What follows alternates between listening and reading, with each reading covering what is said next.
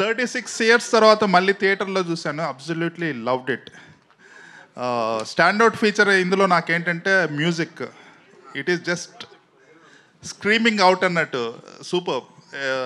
ఇప్పుడున్న స్టాండర్డ్స్కి మ్యాచ్ అయ్యే విధంగా అట్ ద సేమ్ టైం బాగా వింటేజ్ అండ్ నాస్టాలజిక్గా ఉంది. And I love the closeups. ఇప్పుడు చూసినా కూడా నాకు వెరీ రిలవెంట్ అండ్ వెరీ ఎంగేజింగ్గా ఉంది.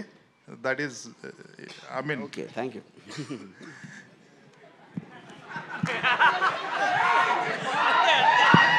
సో ఇప్పుడు ద పాయింట్ ఈజ్ మీరు చెప్పేదానికి ఊకుంటున్నాను. What can I say?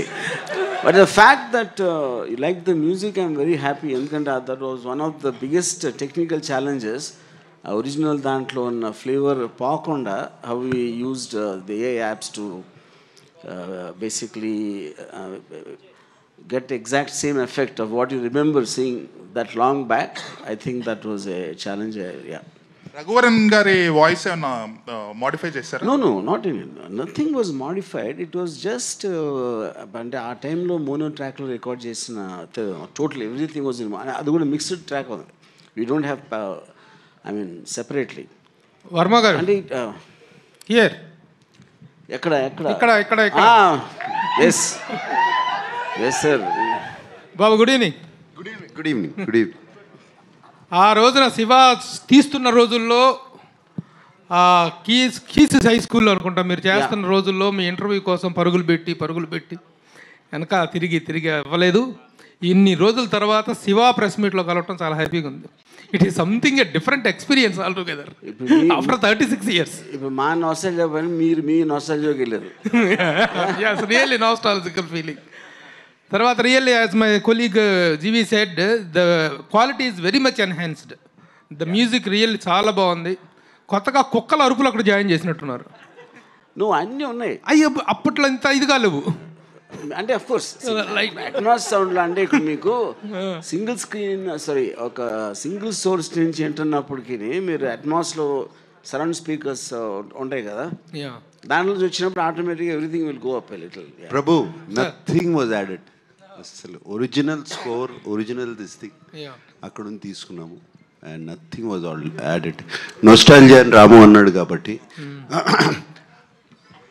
36 years ago, whenever we started and released on October 5th, never కల్లో కూడా అనుకోలేదు మళ్ళీ ఇలా కలుస్తామని. అండ్ కలిసి దీనికి శివాకి ఇంకా ఇంత ఆదరణ, ఇంత ద కల్ట్ ఫాలోయింగ్ ఉంటుందని కల్లో కూడా అనుకోలేదు. ఇట్స్ స్టిల్ వెరీ, నాకు చాలా సర్రియల్గా ఉంది, కొత్తగా ఉంది అసలు ఇది ఇలా కలుస్తాము.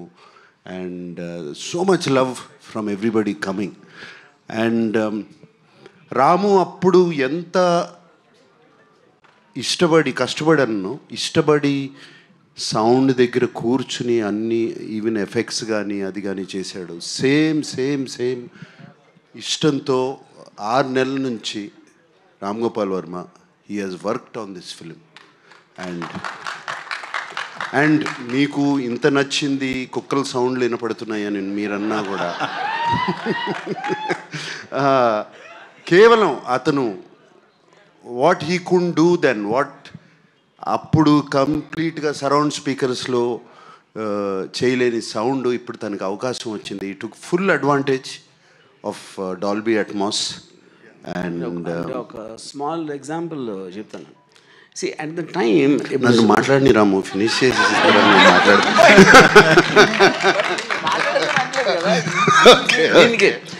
నాగార్జున చెప్పేదానికి డాల్బీ అట్మాస్ అడ్వాంటేజ్ అంటే దానికి ఎగ్జాంపుల్ చెప్పడానికి ఆపాను అంతే. సో ఇప్పుడు study cam shot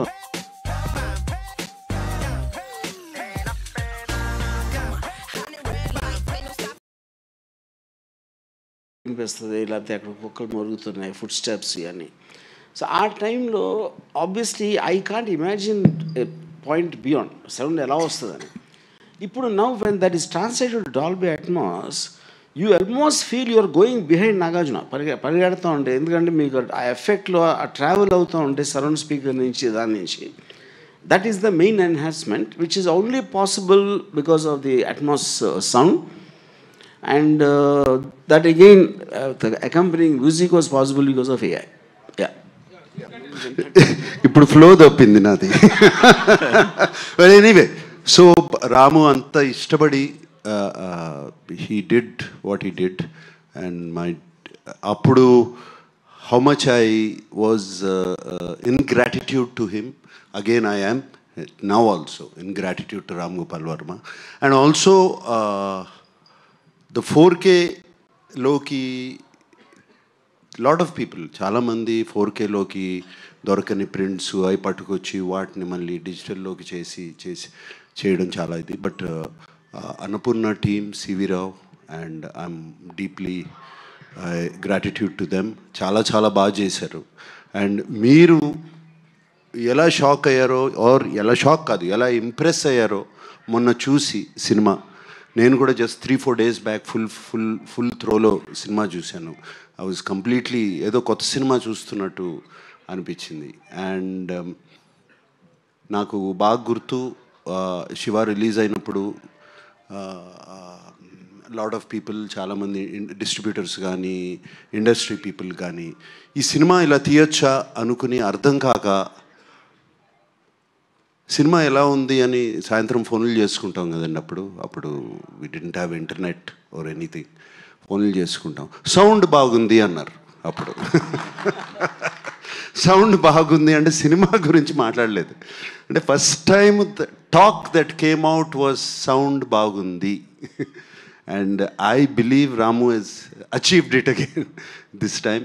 And it's just fantastic. It's a very surreal experience in the Gannattu. And I'm so happy to be here today after so many years. Sir, ఇందులో ఉన్న changes కానీ ఆ shorts ఇప్పటికి కూడా చాలామంది try చేశారు. ఇప్పుడు చూస్తుంటే అంత రియలిస్టిక్గా ఇంకా రాలేదనిపిస్తుంది. Nobody can match those shots, that originality కానీ ఆథెంటిసిటీ కానీ. ఎస్, ఇప్పుడు కూడా నేను అది చూసినప్పుడు తలుసుకున్నప్పుడు అప్పుడప్పుడు ఉలుక్కుబడి లేస్తాను నిద్రలోంచి. నేను చేశాను, why did I do that, పాపం ఆ పాపని అంత డేంజర్లో పెట్టామా అని. And but it was once in a lifetime experience. I don't think we can do it again. And that's why అది ఇట్ లుక్స్ సో రియల్.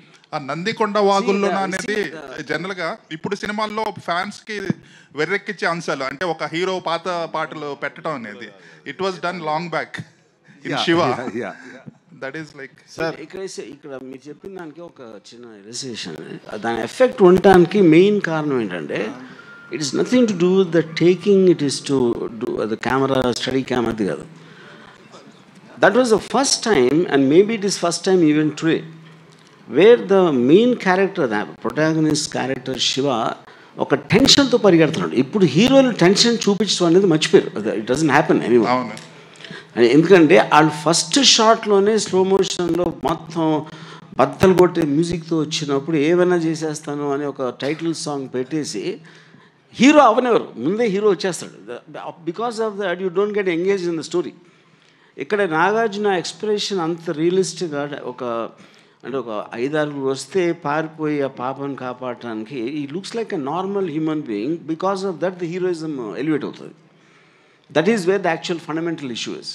అది అనేది మీరు మర్చిపోయారు కాబట్టి ఇప్పుడు కూడా ఎవరు చేయట్లేదు కాబట్టి you again felt the freshness అవుతారు. సార్ నాగార్జున గారు. నాకు sir hi, this is Prakyat from Gulti. Hi. So first of all, it looks great. The restoration Looks great or fantastic? Looks great and fantastic both. Okay, thank you. So what do you think is one unique point you have to point out that made Shiva trendsetter cult film?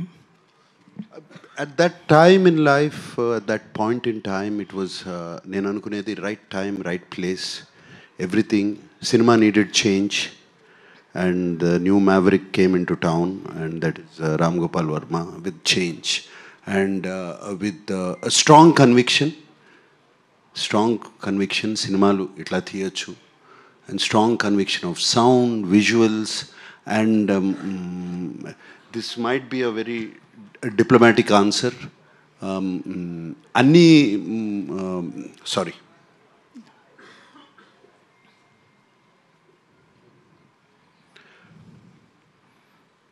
అన్ని సినిమాలకి ఇది కుదరదు. Something happened to all of us. ఏదో పూనకం పట్టుకున్నట్టు అందరికీ, not just Ram Gopal Varma or me, the rest of the crew. అది చాలాసార్లు నేను ఆలోచించుకుని why it became a cult film.